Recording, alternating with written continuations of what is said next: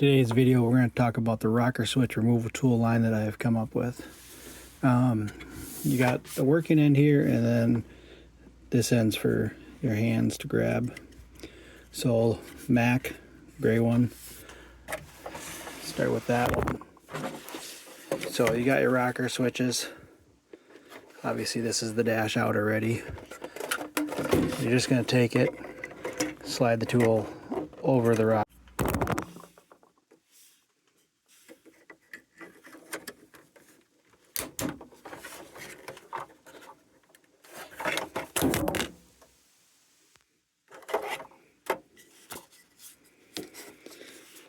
Yes, there's people that put their screwdrivers in there and just pry them out. They end up breaking the bezels, scratching the dash. There's all kinds of different ways you can do it. With the Macs, some of them do have these little tangs that you have to get the tool around.